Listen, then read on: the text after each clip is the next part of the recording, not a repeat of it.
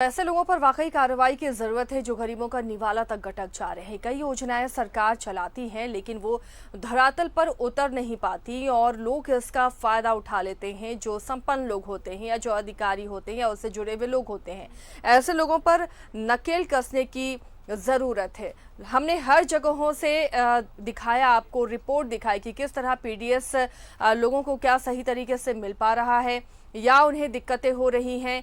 कई जगहों पर संतुष्ट नजर आए, जो उपभोक्ता थे उन्हें मिलता रहा। कोशिश ये रही सरकार की कि इस आपदा काल में, इस कोरोना काल में पीडीएस डीलरों को निर्बाध तरीके से अनाज की आपूर्ति होती रहे ताकि वो ज़रूरतमंदों तक पहुंच सके। लेकिन क्या ज़रूरतमंदों तक अनाज पहुंच सके, ये तमाम जगहों से हमारे सहयोगियों ने खबर दी। कहीं पर लोग संतुष्ट नजर आए तो कहीं पर लोगों को दिक्कतें हुई। कई जगह से शिकायतें मिली कि जो अनाज दिया जाता है वो उसकी क्वालिटी बहुत ख़राब होती है। इन तमाम मुद्दों पर हम बातचीत करेंगे। हमारे साथ इस वक्त खाद्य आपूर्ति मंत्री रामेश्वर उरांव भी जुड़ेंगे। हम चलेंगे उनके पास। चलिए, इस वक्त हमारे साथ जुड़ चुके हैं खाद्य आपूर्ति मंत्री रामेश्वर उरांव। रामेश्वर जी, आपका स्वागत है न्यूज़ 11 भारत में। लगातार कई जगहों से हमारे सहयोगियों ने खबर दी है, इस आपदा काल में, इस कोरोना काल में एक बहुत बड़ा सहारा रहा पीडीएस से जो खाद्यान्न मिला, जो अनाज लोगों को मिले, लोगों की जिंदगी बचाने का इस अनाज ने काम किया है। सरकार की भी लगातार कोशिश रही कि निर्बाध तरीके से डीलरों को अनाज मिलता रहे, लेकिन कई जगह से कई तरह की शिकायतें भी मिली हैं जहां पर गड़बड़ी होती है, अनाज कम दिए जाते हैं, अनाज की क्वालिटी खराब होती है, सही लोगों तक अनाज नहीं पहुंच पाता। इन तमाम चीजों पर किस तरह विभाग काम कर रहा है, कैसे इस पर और आगे सुधार की जरूरत है?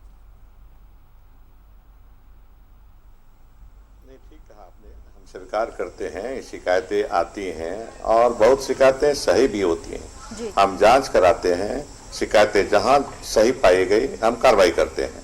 अफसर के खिलाफ भी और डीलर के खिलाफ भी, दोनों जगह कार्रवाई कराते हैं। जहां तक क्वालिटी की बात है अनाज की, ये हम लेते हैं एफसीआई से अनाज जी। तो क्वालिटी अगर खराब दिया तो इसके लिए पूर्णतः जिम्मेवार एफसीआई है ना, फूड कॉर्पोरेशन ऑफ इंडिया है। अभी देखिए, हाल में बोकारो में चावल और गेहूं आया था, ट्रेन से उतारा गया और पानी में छोड़ दिया गया। तो तुरंत हमारे विभाग ने कार्रवाई की और कहा कि इस चावल और गेहूं को हम नहीं लेंगे क्योंकि सड़ जाएगा, पानी में तुरंत भीग गया। अभी 36 घंटा जो वर्षा हुई थी यास के समय में, 36 घंटा भीग गया तो वो तो निश्चित रूप से खराब हो जाएगा। फिर उसी को हमको दे देते लोग, एफसीआई के लोग। तो हमने पहले ही कार्रवाई कर दी, प्रिएम्प्ट कर दिया कि हम इस अनाज को नहीं लेंगे, तो उस अनाज को रुक गया। इस तरह से कंज्यूमर को जो देते सड़ा हुआ अनाज, खराब अनाज, वो रोक दिए। तो जहां जहां हम लोग को शिकायत आती है निश्चित रूप से हम कार्रवाई करते हैं। ये आपके मार्फत जो सुन रहे हैं हमारे कंज्यूमर भाई, जितना राशन कार्ड होल्डर लोग, वो इसको बात को समझे कि हमारी कोशिश रहती है कि उन तक सही ढंग से हम अनाज पहुंचावें। क्या कि एकदम मानना है हमारा, और हमारी पार्टी का, कांग्रेस का खास करके कानून ही बनाया गया था गरीबों को मदद करने के लिए। ये 2013 में जो फूड सिक्योरिटी एक्ट बना, नेशनल फूड सिक्योरिटी एक्ट, तो सोनिया जी का यही था सोच, कांग्रेस पार्टी का यही सोच था यूपी सरकार का कि हम गरीबों को भूखा नहीं रहने देंगे, किसी भी गरीब को भूखा नहीं रहने देंगे। वही आज वर्तमान सरकार चला रही है। तो ठीक है, अनाज मिलता है लेकिन कभी कभी गड़बड़ी होती है। जहां तक अनाज कम मिलने का सवाल है तो हम उसकी व्यवस्था कर रहे हैं। अभी जगह जगह हम लोग इसके लिए वेइंग मशीन रख रहे हैं और वेइंग मशीन में तौल कर उनको दिया जाएगा। तो ये धीरे धीरे जैसे जैसे समस्या आती है, हम जागरूक हैं, हमारा विभाग जागरूक है, खाद्य आपूर्ति विभाग, कि हम उसको दूर करने में लगे हुए हैं। थोड़ा समय लगेगा, ये है, लेकिन शिकायत सही, इतना मैं कहूँगा जी। रामेश्वर जी, एफसीआई गोदामों से भी अनाज गायब होने की बातें सामने आती रहती हैं, इसकी हकीकत क्या है? कैसे इस पर कार्रवाई होगी, अंकुश कैसे लगेगा? देखिए, आप लोग अच्छा काम करते हैं, इसको उजागर करते हैं। ये हमारे पास, हमारे झारखंड सरकार के पास का नहीं है। एफसीआई पूर्णतः मैं कह रहा हूँ भारत सरकार का है, food corporation of India Bharat सरकार का ये है। इस पर हमारा कंट्रोल नहीं है, लेकिन आप अच्छा करते हैं, हम लोग उजागर करते हैं जहां मौका मिलता है वहां, और आप लोग पत्रकार लोग और आप चैनल के लोग उजागर करते हैं। इससे मदद मिलती है यहाँ की जनता को, यहाँ की सरकार को, सरकार के विभाग को। खाद्य आपूर्ति विभाग को। रामेश्वर जी, 15 लाख लाभुकों को हरा कार्ड देने का लक्ष्य है सरकार का। इसके अलावा ज्यादा से ज्यादा लोगों का राशन कार्ड बने जो जरूरतमंद हैं। हमने रिपोर्ट भी दिखाई कि कई जगह है जहां पर सिर्फ परिवार के एक सदस्य का नाम ही राशन कार्ड में है, जबकि 4-5 सदस्य कंज्यूमर हैं, अनाज लेने वाले हैं, लेकिन उनका नाम डीलर नहीं चढ़ा रहे हैं। ये तमाम चीजें कैसे दूर करने की प्लानिंग है? क्या विभाग इसके लिए तैयारियां कर रहा है? नहीं, देखिए, वो ऐसा किए हैं तो गलत किए हैं। 15 लाख लोगों को राशन कार्ड से जोड़ना है। इसका मतलब ये नहीं है कि एक परिवार में एक आदमी को दें हम कार्ड। इसका मतलब ये हो जाएगा कि एक फैमिली है, फैमिली के हेड के नाम से और बाकी लोग 4 आदमी हैं, तो पांचों को कार्ड, उसका नाम पांचों, उस कार्ड में, हरा कार्ड में पांचों का नाम रहेगा, ताकि पूरे फैमिली को अनाज मिले। ये मतलब है। टोटल मिलाकर के हम 15 लाख को देंगे। अभी तक लगभग 12.25 लाख को हम कार्ड दे चुके हैं। तो ये अफसर लोग नहीं समझ पाए होंगे, लेकिन इसको आप लाए हैं नजर में। अफसर नहीं, रामेश्वर जी, ये डीलर के हो रहा है, डीलर के एंड से हो रहा है। जब शिकायत करने जाते हैं वहां पर उपभोक्ता, तो वो नाम नहीं चढ़ा रहे हैं आधार कार्ड देने के बावजूद। कई जगह ऐसी भी शिकायतें मिली हैं। कई जगह ये भी कहा जाता है कि वजन में बहुत कम राशन रहता है, डीलर नहीं देना चाहता कि हमारे पास कम राशन आया है तो हम कम ही देंगे। ऐसी भी शिकायतें हैं। नहीं, उनको भी तौल के लेना है, वही तो व्यवस्था कर रहे हैं। देखिए, हम इस विभाग में सुधार काफी ला रहे हैं जी। हम तौल के लेंगे एफसीआई से, एसएफसी के गोदाम में जाएगा, एसएफसी के गोदाम में डीलर को तौल के जाएगा, और फिर तौल करके ही डीलर कंज्यूमर को देंगे, कार्ड होल्डर को देंगे। ये व्यवस्था कर रहे हैं। इसकी शुरुआत हम कर चुके हैं। और रामेश्वर जी, एक अच्छी पहल भी हुई है, तौल के सब दिया जाएगा एफसीआई। राशन मिलने में अगर परेशानी हो तो जिलों ने हेल्पलाइन नंबर भी जारी किए हैं। इन हेल्पलाइन नंबर से कितना काम आसान होता हुआ नजर आया? क्या ऐसे डीलर जो परेशान करते हैं उपभोक्ताओं को, वो उजागर हो पा रहे हैं इन हेल्पलाइन नंबर से? नहीं, अभी देखिए, अभी जो कंज्यूमर हैं, कार्डधारी हैं, अभी बेचारे बहुत जागरूक नहीं हो पाए हैं। नहीं तो हम हेल्पलाइन जारी किए हैं, और साथ साथ गिरवान सेल भी खोले हुए हैं। वहां भी आप शिकायत कर सकते हैं। अगर कम दे रहा है, नहीं दे रहा, ऐसी शिकायत आती है कि ऐसे कुछ डीलर हैं जो महीना भर का नहीं दिए, इस महीने का देना चाहिए, आप मई महीने का देना चाहिए, नहीं दिए, अप्रैल जून महीना में सीधे देंगे। इस तरह की गड़बड़ी कर रहे हैं, हमको सब पता है। हम उस सब को दूर करने वाले हैं। ये होता रहा था, हमने कहा कि वो ये खेल पहले होता था, इस सरकार में और इस मंत्री के समय में नहीं होगा, है ना। जहां जहां से हम आपके मार्फत से अपने कार्डधारियों को कहना चाहते हैं, लगभग 58 लाख कार्डधारी हैं, उनके परिवार के लोग उसमें आते हैं, 2 करोड़ से ज्यादा है, 2 करोड़ 64 हजार के करीबन हैं। वो सबको बताना चाहते हैं कि भाई आपके लिए हम हैं, हम किसी के लिए नहीं हैं। ये सरकार गरीबों के लिए है और कार्डधारियों के लिए है। इसलिए तो हम गरीबों को फिर 15 लाख को जोड़ रहे हैं, तो दे रहे हैं। स्पष्ट है हमारा, कोई हो तो शिकायत तुरंत को डीसी को दे दीजिए, फिर हमारे विभाग में दे दीजिए, हमको भी चिट्ठी लिख दीजिए, हम भी कार्रवाई करेंगे। ये जो अधिकारियों बिचौलियों की मिली भगत होती है, इससे काफी परेशान उपभोक्ता होती है। रामेश्वर जी, दिल्ली सरकार ने भी कोशिश की कि घरों तक ये अनाज पहुंचे, हालांकि केंद्र के साथ कुछ कंट्रोवर्सी के चलते, दिक्कत की वजह से योजना है। क्या झारखंड भी ऐसा सोच रही है? घर तक अनाज पहुंचाने की योजना झारखंड में भी शुरू हुई थी। कितना सफल ये योजना रही है? क्या आने वाले दिनों में ऐसी भी कोशिश होगी कि जरूरतमंदों को घर तक अनाज मिले बिना बिचौलियों के? नहीं, ऐसा हम नहीं अभी कर पाएंगे। हमारे पास उतने साधन नहीं है कि दिल्ली के पास है, दिल्ली तो एक शहर है, वो पहुंचा सकते हैं, लेकिन हम गांव देहात में नहीं पहुंचा सकते। अभी जो प्रैक्टिकल चीज है वो बोल रहे हैं हम। लेकिन हम जो प्रिमिटिव ट्राइबल है ना, प्रिमिटिव ट्राइबल, उनको घर तक पहुंचाते हैं हम, है ना। उनका कहिए होम डिलीवरी उनको करते हैं। तो ये योजना सफल हो रही है उसके लिए ये वहां तो जाती है, जो प्रिमिटिव ट्राइब है वहां तक तो पहुंच जाती है, वहां तक तो पहुंच जाती है। लेकिन सबको संभव नहीं है, सबको घर तक पहुंचाना संभव नहीं है। इसी व्यवस्था में रहेंगे, लेकिन सुधार करके, ताकि किसी को शिकायत नहीं रहे, सुधार करके करेंगे हम लोग। चलिए, अच्छी बात है। कुछ आरोप भी रामेश्वर जी लगा रहे हैं बीजेपी के सांसद और प्रदेश अध्यक्ष दीपक प्रकाश। उन आरोपों पर आपसे जवाब चाहिए। उन्होंने कहा कि राज्य सरकार गरीबों तक केंद्र द्वारा जो अनाज भेजे गए, जो खाद्यान्न भेजे गए, उसे पहुंचाने में तत्पर नहीं दिखी, तत्परता राज्य सरकार ने नहीं दिखाई।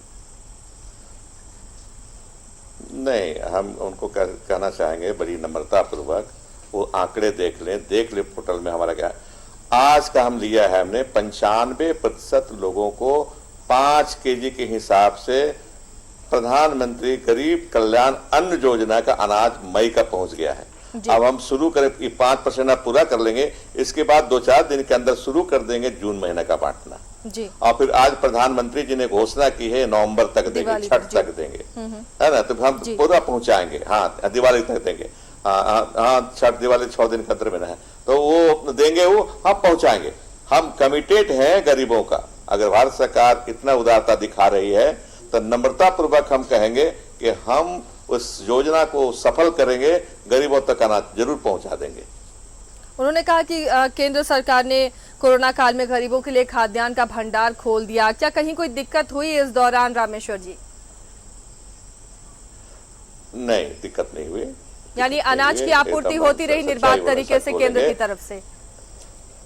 निर्बाध तरीके से होती रही, लेकिन वो पैसा नहीं दे रहे हैं हमको। फूड कॉर्पोरेशन ऑफ इंडिया के पास हम चावल दे रहे हैं, जो धान अधिप्राप्ति के बाद हम राइस मिल में भेजते हैं, वहाँ चावल बनाते हैं और चावल बना के एफसीआई को देते हैं। एफसीआई को पैसा देना है हमको, उसी पैसे को हम किसानों को देते हैं, जो धान लेते हैं उनसे, उसको देते हैं हम उनको। लेकिन अभी बहुत सा पैसा एफसीआई के पास है। उनको कहिए, बीजेपी के साथियों को कहिए, उनके नेताओं को, कि भारत सरकार पर दबाव डालें कि किसानों को आज दिक्कत हो रही है। धान बेचे वो लोग हमारे पास, आधा पैसा तो दे चुके हैं सबको, आधा बाकी है। आधा पैसा हम तभी दे पाएंगे जब एफसीआई जो हमारा चावल लेता है उस चावल का पैसा हमको दे दे, तो हम उसको सभी किसानों को पैसा दे देंगे। तो ये उनको कहिए, हम तो नहीं बोल पाएंगे, उनको आप कह दीजिए। अगर सुन रहे होंगे तो बड़ी अच्छी बात है। एफसीआई के पास पैसा जो है 1-2 रोज पहले हम दिए थे, आज तो नहीं ले पाए। 152 करोड़ बकाया था। अब बताइए 152 करोड़ कहाँ से खोजेंगे हम? वो देंगे तभी तो किसानों को दे पाएंगे जी। तो चलिए, कई ऐसी दिक्कतें हैं जो केंद्र राज्य के बीच में तकरार की वजह से लाभुकों तक नहीं पहुंच पा रही। रामेश्वर जी, कई तरह के आरोप लगाए हैं बीजेपी के प्रदेश अध्यक्ष ने। एक बार उन आरोपों को सुन लीजिए आप भी, फिर उस पर आपका जवाब भी हम लेना चाहेंगे। दीपक प्रकाश ने क्या कुछ कहा है वो सुनिए जी। एकदम सुनेंगे यार। जी के द्वारा भेजे हुए अनाज की कालाबाजारी हो रही है, क्योंकि ये सरकार ने बायोमेट्रिक सिस्टम को खत्म कर दिया, जिसके कारण कालाबाजारी हो रही है। और मैं तो आग्रह करूंगा, कांग्रेस के अध्यक्ष भी हैं, सम्मानित पुराने नेता भी हैं रामेश्वर बाबू से, कि थोड़ा पता लगाए कि ये जो केंद्र सरकार के जो चावल आ रहे हैं वह चावल एसएफसी के गोडाउन से नितांत आवश्यक लोगों के घर तक पहुंच रहे हैं, कि बीच में बिचौलिया उसको पॉलिश करते हुए, करवाते हुए उसको बाजार में ऊंची कीमत में बेच रहा है। केंद्र की सरकार करती इस राज्य के 14 लाख किसानों को 286 करोड़ रुपया सीधे खाते में देने का। दाल भात योजना का निगरानी से जांच हो जाए। दाल भात योजना चली नहीं, रजिस्टर में चला है। इन लोगों ने, चाहे कांग्रेस के लोग हों चाहे झारखंड मुक्ति मोर्चा के लोगों ने, अपने मैनिफेस्टो में झूठे वादे किए थे रोजगार के संदर्भ में, कृषि के क्षेत्र में, कृषि ऋण के माफी के सवाल पर, बिजली मुफ्त में देने के सवाल पर।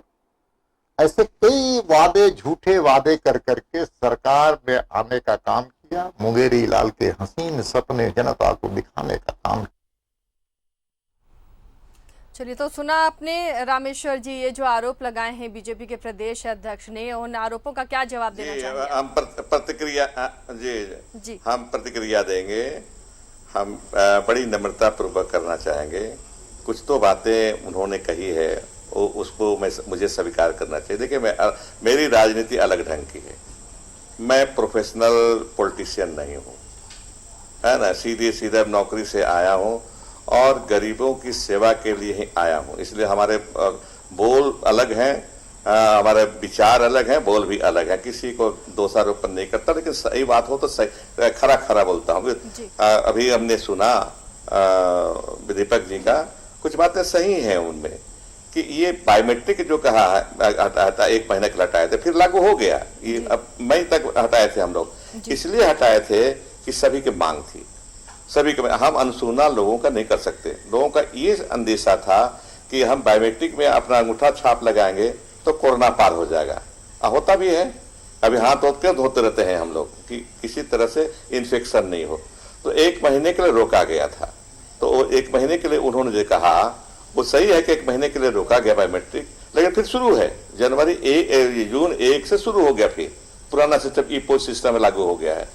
तो ये है, इसमें हम भी मानते हैं कि अगर ई पोस्ट से नहीं दिया जाए, बायोमेट्रिक से नहीं दिया जाए, तो चोरी करने का चांस रहता है, इसमें दो मत नहीं है।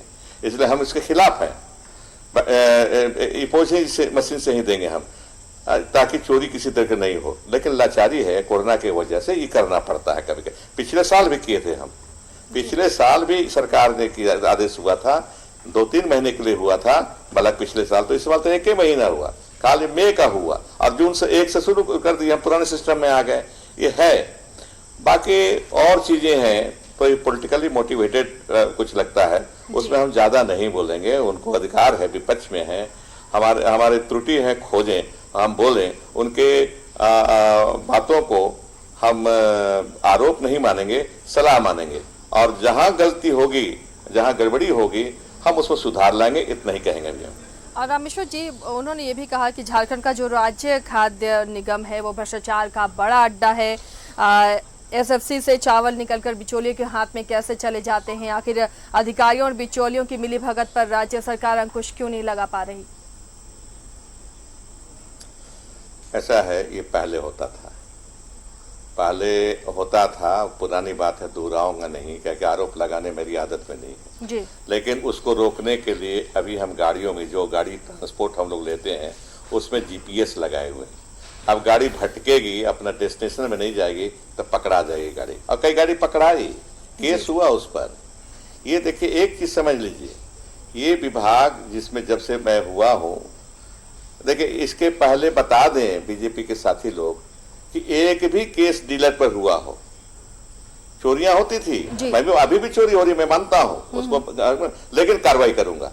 चोरी होती है, पकड़े जाएंगे तो कार्रवाई करूंगा। पिछले साल 72 एफआईआर कराया डीलर लोगों पर जी। 1200 डीलर लोग सस्पेंड किए गए, 600 कैंसिल किया, उनका लाइसेंस रद्द हुआ। ये कार्रवाई कभी हुई थी क्या कोई सरकार में? पिछली की सरकार में नहीं हुई थी। हम दावे का, हम तो इसमें सदन में बोले इस बात को, सदन में बताएं, सदन को हमने अपने वक्तव्य में दिया, बताया कि इस तरह का हम कार्रवाई कर रहे हैं। अभी भी जो गड़बड़ी करेंगे डीलर लोग या पदाधिकारी लोग, दोनों, हमारा किसी से दोस्ती नहीं है। मैंने कहा ना कि मैं राजनीति में आया हूं गरीब लोगों के लिए, हम किसी, कोई पदाधिकारी से हमारी दोस्ती नहीं होती। हाँ, डीलर से तो एकदम दोस्ती नहीं है। जो गरीबों के हित के खिलाफ काम करेगा उससे दोस्ती हमारी नहीं हो पाएगी, नहीं होती है। तो ये मैं कहना चाहता हूं कि ये हमें बतावें, जरूर बतावें अभी, और हम उनसे अनुरोध करूंगा मैं कि बतावें हम कि कहां कहां, लिखित, खाली जनरल रिमार्क नहीं दें, बतावें कि कहां पर क्या हुआ है। अगर कार्रवाई नहीं करूंगा तो फिर हमसे पूछ ले। उन्होंने तो ये भी कहा रामेश्वर जी कि घर तक खाद्यान्न पहुंचाने की योजना में बड़ा खेल हुआ है, इसकी जांच कराई जाए। चुनौती भी दी है कि जांच कराएं मंत्री जी, तो वो सहयोग भी करेंगे जांच में। क्या चीज कमी हुई है? घर तक खाद्यान्न पहुंचाने की जो योजना थी, इसमें उनका कहना है रामेश्वर जी कि बड़ा खेल हुआ है। देखिए, ऐसा है कि हम होम डिलीवरी जो करते हैं, हम पहुंचाते हैं डीलर तक। होम डिलीवरी घर तक नहीं पहुंचाते हैं, है ना, इसको पहुंचाते हैं डीलर तक पहुंचाते हैं। अब फिर गांव के लोग जो हमारे उपभोक्ता हैं, वो आकर के वहां से अनाज ले जाते हैं, राशन कार्ड दिखा करके अनाज ले जाते हैं। ये जो प्रिमिटिव ट्राइब्स तक जो घर तक उनके घर तक पहुंचाया जा रहा था रामेश्वर जी, उसमें उनका कहना है जी, उसमें कहना है कि ये बड़ा घोटाला हुआ है, इसकी जांच करानी चाहिए। देखिए, एकदम संज्ञान में लूंगा इसका। देखिए ऐसा है, मेरे प्रिय लोग हैं, पीबीटीजी के लोग प्रिय लोग हैं। मैं कोरोना के वजह से जा नहीं पा रहा हूँ जी। नहीं तो ऑन स्पॉट जाके जांच करूंगा। मैं इसमें सत्यता होगी जरूर कार्रवाई करूंगा। मैं बता रहा हूँ, पिछले साल मैं चतरा गया तो पूछा कि पीबीटीजी के लोगों को प्रिमिटिव ट्राइब को क्या है, कितना काटा दिखाओ, कैसे बांटते हो, कैसे करते हो। मैं बताऊं कि 1000 लोगों को कार्ड बना नहीं था। हम कहीं तो भूखे मर जाएंगे, तो ऐसे करीब है बेचारे, कुछ है नहीं। कोरोना में तो कहीं मिलेगा भी नहीं, पैसे भी रहेगा उनके पास तो दुकानें खुली नहीं है जी। तुरंत हम बनवाए करके डीएसओ को डांट कर बनाया कि तुरंत बनाओ और तुरंत अनाज पहुंचाओ। इसको एकदम संज्ञान लेंगे। लेकिन आप ये ध्यान रखिए कि अभी पीरियड क्या चल रहा है, क्या हम लोग घर से निकल पा रहे हैं जी। कुछ उसका फायदा उठा रहे हैं लोग, हम नहीं कहेंगे नहीं उठा रहे हैं, लेकिन इतना आश्वस्त होना चाहिए। आश्वस्त करेंगे अपने विभाग से अब लोगों को और अन्य पार्टी के लोगों को भी कि स्थिति सुधरेगी तो इसमें बहुत सुधार लाएंगे। तो चलिए, उम्मीद भी है कि आपके रहते विभाग पूरी तरह सुधर जाए तो बहुत अच्छी बात होगी। लेकिन गोदामों में भी अनाज सड़ जाते हैं, वो बट नहीं पाते हैं। रामेश्वर जी, आप भी लगातार खबरें देखते होंगे, शिकायतें आती होंगी। आखिर किसकी गलती रह जाती है? कैसे गोदाम में ही अनाज सड़ जा रहे हैं और भूखे लोग मर रहे हैं, उन तक पहुंच नहीं पा रहा? एकदम सही कहा आपने। अभी गोदामों का इंस्पेक्शन चल रहा है। इसके पहले इंस्पेक्शन कराए थे तो 4 साल से पड़ा हुआ था चीनी सड़ गया, नमक सड़ा हुआ था, काला नमक मंगाया था, कोई खरीदा ही नहीं, लिया ही नहीं। काला नमक डालने से दाल काला हो जाता था, कोई लिया ही नहीं। ऐसे करके बहुत से सड़े हुए थे, सबका हिसाब ले लिए हम लोग और बचे हुए गोदाम है वहां हिसाब ले रहे हैं। और ऐसे पर कार्रवाई, पदाधिकारियों पर भी कार्रवाई होगी और कितना घाटा हुआ है उसकी जिम्मेदारी किस पदाधिकारी को, उस पर भी करेंगे। ये सही है, ये ऐसा हुआ है, कभी इंस्पेक्शन होता ही नहीं है, कभी जांच होती ही नहीं है, लेकिन इस सरकार में हम लोगों ने शुरू किया है। और उनको अखबारों में भी आपको आया होगा, पहले जो अखबार पढ़ते हैं पिछले साल का, कि इसमें जांच हुई और इसमें नमक, ये चीनी, गेहूं, चावल जगह जगह सड़े हुए थे। इस सरकार के नहीं थे, किसी सरकार के टाइम में हो, लेकिन गरीबों के लिए अनाज आया तो सड़ गए। ये अफसोस की बात ये है और उस पर हम लोग कार्रवाई करेंगे। हम उस पर सब जितने गोदाम है सबका हिसाब ले रहे हैं, सबकी गहन जांच कर रहे हैं और उस पर कार्रवाई करेंगे। और इतना निश्चिंत रहे। हाँ। रामेश्वर जी, विभाग की तरफ से क्या कोशिश होगी? सिर्फ चावल और गेहूं दिए जाते हैं, चीनी मिल नहीं पाता लोगों को, नमक की कंडीशन आपने देखी, इसके अलावा तेल, खाने के जो तेल है सरसों तेल, उसके भी दाम आजकल आसमान छू रहे हैं। ऐसे में क्या कोशिश विभाग की हो रही है कि जो जरूरी चीज है किचन की, लोगों को जिंदा रखने की, वो चीजें मिल पाए लोगों को? हम रिक्वेस्ट करेंगे भारत सरकार से जी। वो चावल सरकार देती है, गेहूं देती है, हम बांट देते हैं जी। चीनी भी देती है, बांट देते हैं, नमक देती है, बांट देते हैं, के ऑयल देती है, हम बांट देते हैं। अब हमसे रिक्वेस्ट करेंगे हम उनसे कि दाल दे जी, मस्टर्ड ऑयल दे कुछ लोगों को। हमारी सरकार के बस के बात नहीं है इतनी बड़ी संख्या को देना, तो भारत सरकार को उदार होना पड़ेगा और आइटम बढ़ाना पड़ेगा। खाने पीने की चीजें जो हैं, दाल हुआ है ना, और इसके बाद सरसों का तेल हुआ, ये सब चीजें, कुछ मसाला वसाला हो जाए, ये सब चीजें अगर बढ़ा दें तो हम लोगों तक पहुंचा देंगे, लोगों तक पहुंचा देंगे। ये भी खाद्यान्न के अंदर आते हैं, हम लोगों तक पहुंचा देंगे। जो यूपीए के सरकार ने 2013 में कानून पास किया था, नेशनल फूड सिक्योरिटी एक्ट, उसके तहत अगर भारत सरकार दे, उदारता दिखाए, कुछ दे, तो हम पहुंचा देंगे।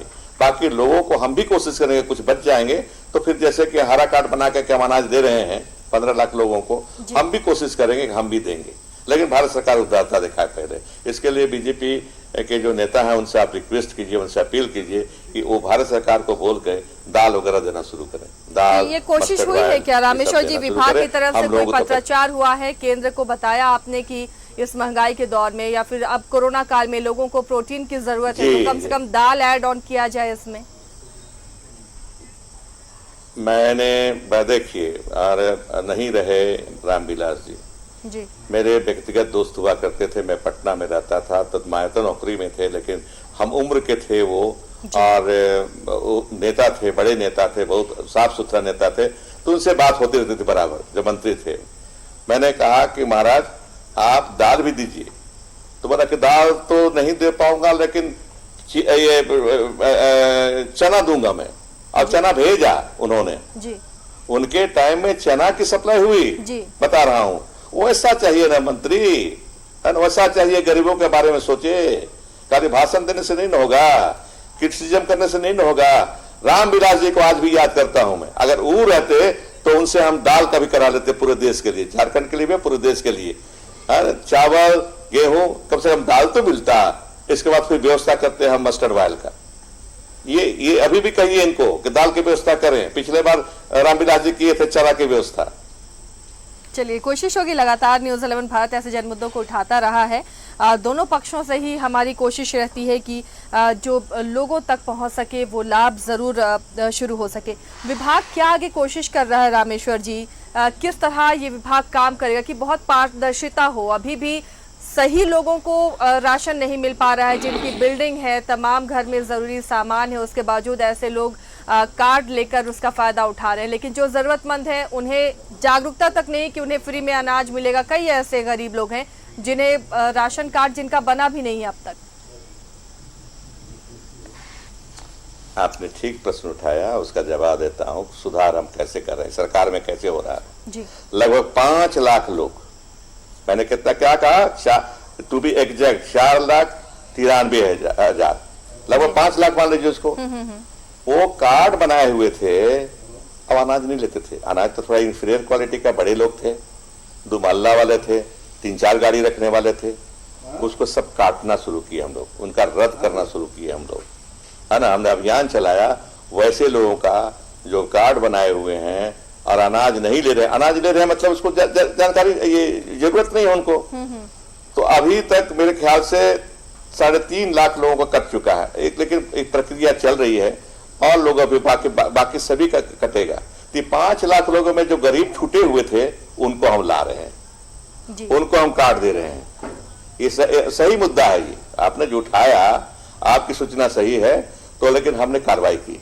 ये पिछली सरकारों में ये होता रहा खेल। धनी लोग गरीबों को इग्नोर करता रहा, उपेक्षा की गई।